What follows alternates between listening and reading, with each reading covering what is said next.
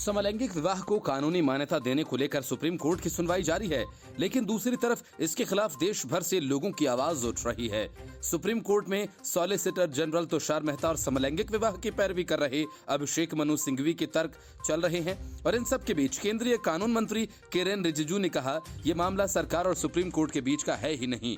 इससे पहले supreme court में 2 सुनवाइयों के दौरान केंद्र की तरफ से पेश सॉलिसिटर जनरल तुषार मेहता ने दलील दी थी कि यदि समलैंगिक विवाह को कानूनी दर्जा मिल गया तो ऐसे 160 कानून हैं जिनमें बदलाव करना होगा।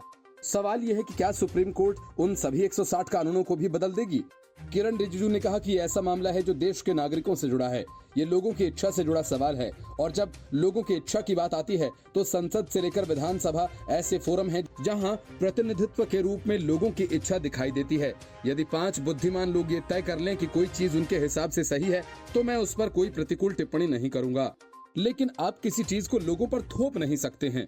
रिजिजू ने साफ कहा कि सुप्रीम कोर्ट डायरेक्शन तो दे सकता है, लेकिन जब किसी ऐसे मामले की बात आती है जो देश के प्रत्येक नागरिक से जुड़ा है तब कोर्ट उचित फोरम नहीं है जो कोई फैसला ले सके। सुप्रीम कोर्ट में चीफ जस्टिस डीवाई चंद्रचूड़ की अगुवाई वाली 5 जजेस की संविधान बेंच सेम सेक्स मैरिज के मामले पर 18 अप्रैल से लगातार सुनवाई कर रही है।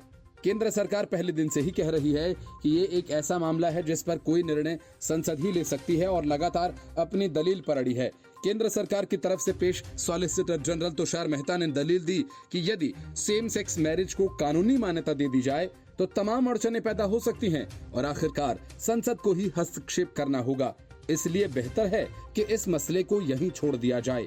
तुषार मेहता ने कहा कि यदि शादी की परिभाषा बदल दी गई तो सिर्फ स्पेशल मैरिज एक्ट ही नहीं बल्कि 160 कानून हैं जिनमें बदलाव करने होंगे। मेहता ने सवाल किया, क्या ऐसी परिस्थिति में सुप्रीम कोर्ट सुपर संसद बनकर 160 कानूनों में संशोधन करेगा? मेहता ने सेक्सुअल ओरिएंटेशन की परिभाषा की जटिलता का भी जिक्र किया और कहा कि रुचि के आधार पर 72 अलग अलग ग्रुप्स हैं। सुप्रीम कोर्ट जिन 20 अर्जियों पर सुनवाई कर रहा है वो समलैंगिक विवाह को कानूनी दर्जा लेने से लेकर अडॉप्शन, वसीयत, उत्तराधिकारी से जुड़ी हैं। इन अर्जियों में कहा गया चूंकि समलैंगिक विवाह को कानूनी मान्यता नहीं है, ऐसे में समलैंगिक कपल अडॉप्शन से लेकर टैक्स बेनिफिट्स जैसी तमाम सुविधाओं से वंचित रह जाते हैं। हालांकि सुप्रीम कोर्ट ने पहले ही दिन साफ कर दिया था कि वो ये देखेगी कि क्या स्पेशल मैरिज एक्ट के तहत समलैंगिक विवाह को कानूनी मान्यता दी जा सकती है। वह इस मामले से जुड़े कानूनी पहलुओं में हस्तक्षेप नहीं करेगी। Bureau report, news of India.